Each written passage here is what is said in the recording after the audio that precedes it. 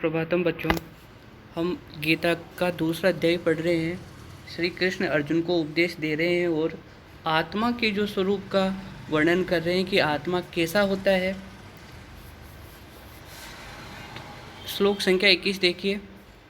वेदा विनाशिनम नित्यम ये एनम अजम अव्ययम कथम स पुरुष पार्थ कम घातयति हन्ति कम।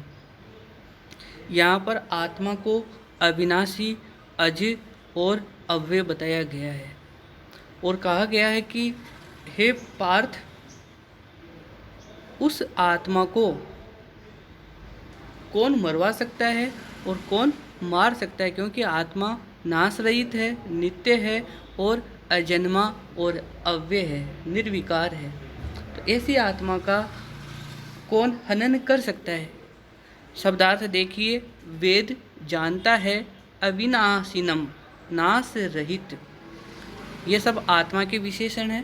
अविनाशिनम नाश रहित, नित्यम नित्य, यह जो पुरुष जानता है, एनम इस आत्मा को, अजम अजन्मा, अव्ययम अव्यय, कथम कैसे, स वह पुरुष, पार्थ हे प्रथा पुत्र अर्जुन, कम किसको, घातयति मरवाता है, हन्ति कम और किसे मारता है।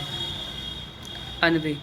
पार्थ हे प्रथा पुत्र अर्जुन, यह एनम अविनाशिनम नित्यम अजम अव्ययम, ये सब आत्मा के विशेषण है कि जो एनम इस आत्मा को अविनाशी, नित्य, अजन्मा और विकार रहित, अव्यय, वेद जानता है, स पुरुष है, वह पुरुष जो इस आत्मा को अविनाशी, नित्य, अजन्मा और अव्यय, विकार रहित जानता है, वह पुरुष कथम कम घातयति, कैसे किसको मरवाता है, कम हन्ति और किसको मारता है। अर्थात वह न तो किसी को मरवा सकता है और न ही किसी को मार सकता है। क्यों? क्योंकि वो जानता है कि ये आत्मा अविनाशी है, नित्य है, अजन्मा है और विकार रहित है, ये मर नहीं सकता, अजन्मा है। प्रसंग।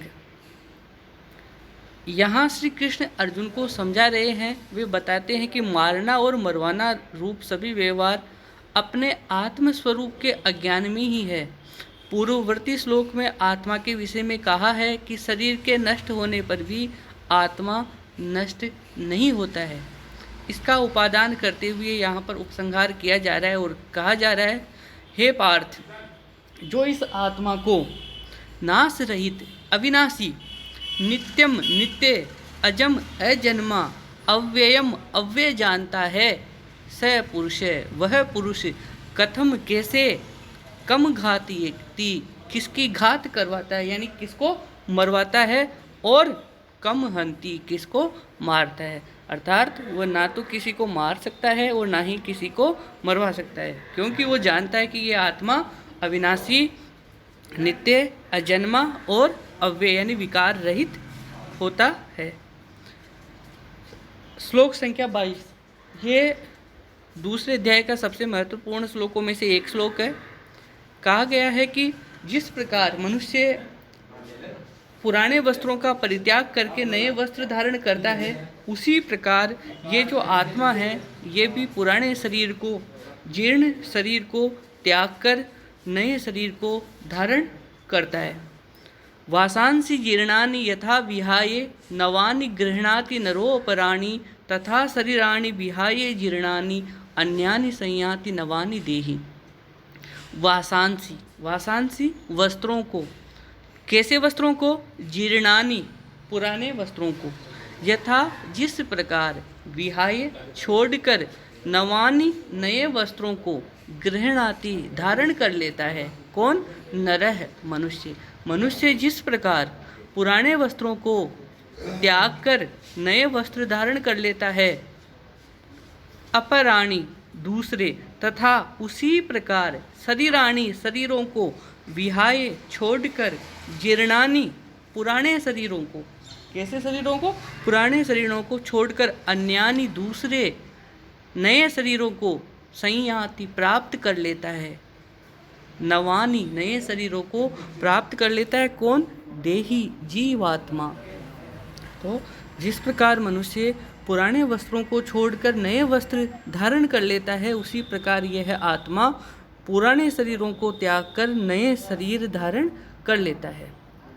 अन्वय: यथा नर जीर्णानि वासानि विहाय, जिस प्रकार मनुष्य पुराने वस्त्रों को छोड़कर अपराणि नवानि गृह्णाति, दूसरे नए वस्त्रों को ग्रहण कर लेता है, धारण कर लेता है, पहन लेता है, तथा उसी प्रकार देही, ये जीवात्मा, जीर्णानि शरीराणि विहाय, पुराने शरीरों को छोड़कर अन्यानि नवानि संयाति, अन्य नए शरीरों को संयाति प्राप्त कर लेता है, अन्य नए शरीरों को प्राप्त कर लेता है। प्रसंग: जगत में जो जन्म और मरण होता है वह केवल परिवर्तन है, और यह परिवर्तन किसी हिंसा का परिणाम नहीं वरन काल और कर्म का प्रभाव है।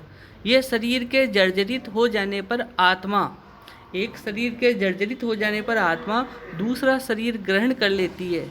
इसमें उसे कोई वृद्धि या क्षति नहीं होती है। पहले पढ़ा भी है पिछले श्लोक में कि आत्मा अव्यय होता है, निर्विकार होता है, वो विकार रहित होता है, उसमें कोई क्षति या कोई वृद्धि नहीं होती है।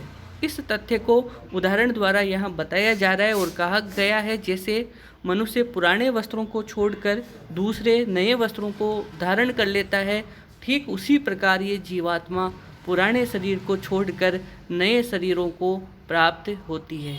यही संसार का नियम है। तो इससे स्पष्ट है कि नाश जो होता है वो शरीर का होता है, देह का होता है, देही का कभी नाश नहीं होता है। देही जो होता है, जीवात्मा जो होती है, वो नित्य, अजम, अव्यय और निर्विकार होती है। अब ये जो 23वां श्लोक है ये भी बहुत इम्पोर्टेंट है। गीता का 23वां श्लोक दूसरे अध्याय का, नैनम छिन्दन्ति शस्त्राणि न एनम दहति पावक न च एनम क्लेदयन्ति आपो न शोषयति मारुते। बहुत सरल है।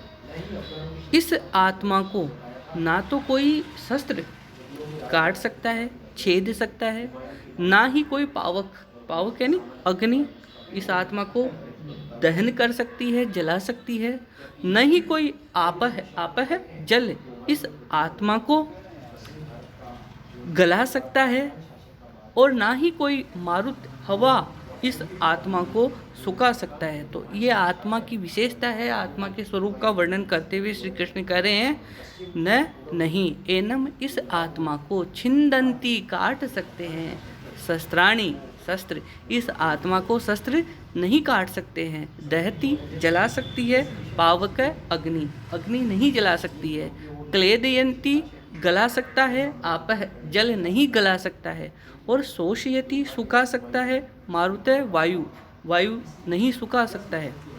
अन्वय: न एनम शस्त्राणि छिन्दन्ति, इस आत्मा को शस्त्र काट नहीं सकता है। पावक एनम दहती, न पावक एनम दहती, अग्नि इसे जला नहीं सकती है। न आप एनम क्लेदयन्ति, जल इसको गला नहीं सकता है, और न मारुत शोषयति, और हवा इसको सुखा नहीं सकती है। तो बहुत ही सरल श्लोक है। कहा गया है प्रसंग में, शरीर में रहने वाली आत्मा नित्य, नूतन, पूर्ण, निर्विकार और एकरस रहती है। आत्मज्ञानी मनुष्य जन्म और मृत्यु के रहस्य को जानकर शरीर को भोगों और रोगों से बचाते हैं और निर्भय होकर कर्म करते हैं, क्योंकि इस आत्मा को शस्त्र नहीं काट सकते हैं। न एनम शस्त्राणि छिन्दन्ति, न पावक एनम दहती, इसे आग नहीं जला सकती है। न आप एनम क्लेदयन्ति, इसको जल नहीं सुखा सकता है, और न मारुत शोषयति, और वायु इसे सुखा नहीं सकती है। तो इस तरह से ये कहा गया है कि जो आत्मा होती है ये छेदन, भेदन, गलन और जलन आदि विकारों का उस पर कोई प्रभाव नहीं पड़ता है।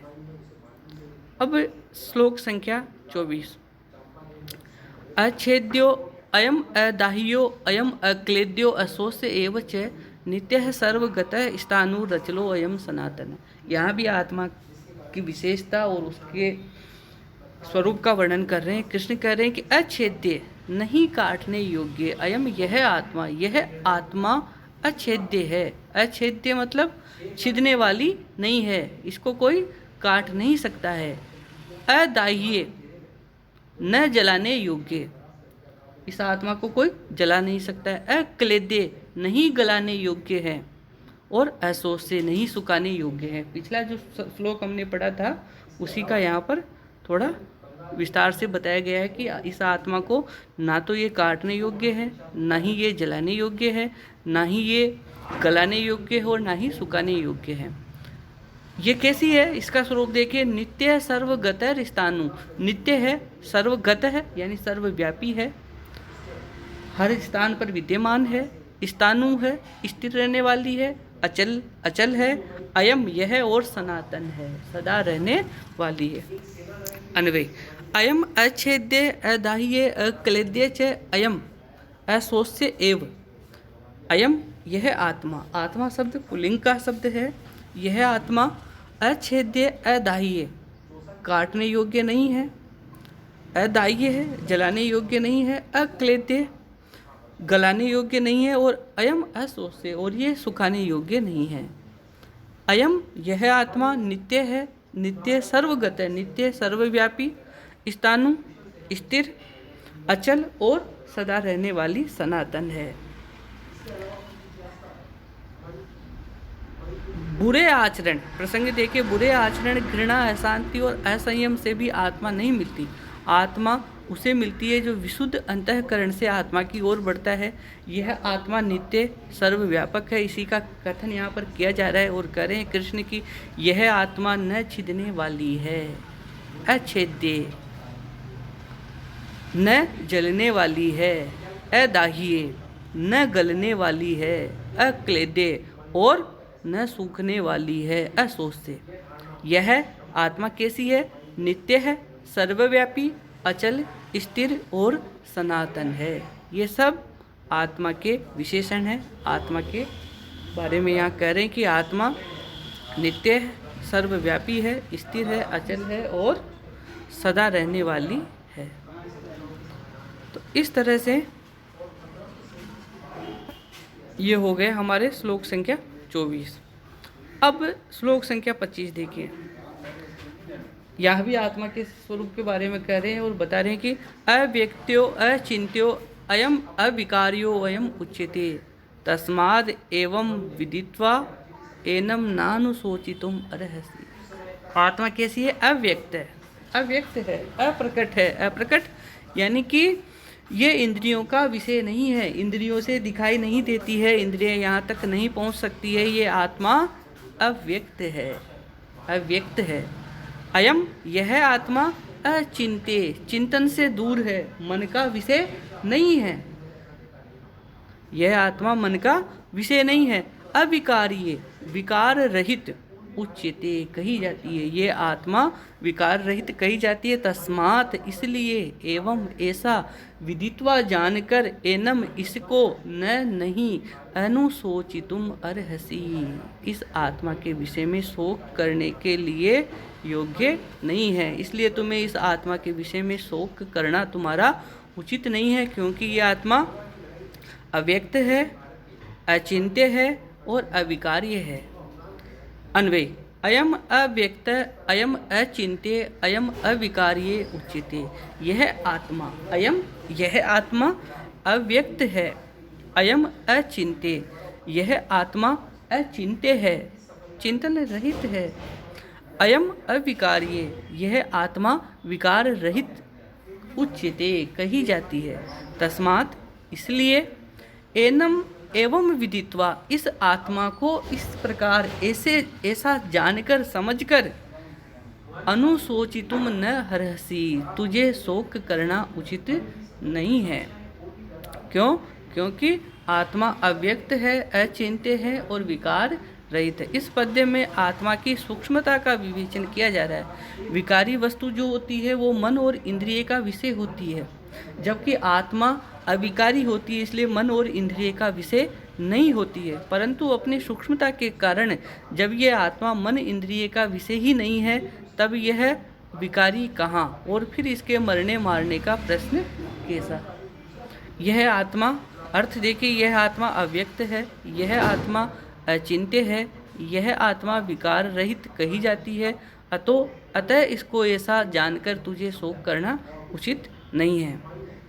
तो यहाँ पर इस आत्मा के विषय में कहा जा रहा है कि आत्मा अविकारी है और ये अव्यक्त है और अचिंत्य है।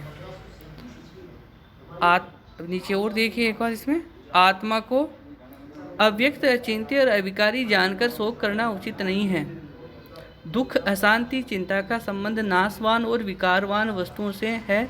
जो नित्य है उसकी चिंता नहीं करनी चाहिए, क्योंकि आत्मा जो है ये नित्य है, इसलिए इसकी चिंता नहीं करनी चाहिए। अब इसके आगे के वीडियो हम, आगे के जो श्लोक है अगले वीडियो में पढ़ेंगे। धन्यवाद।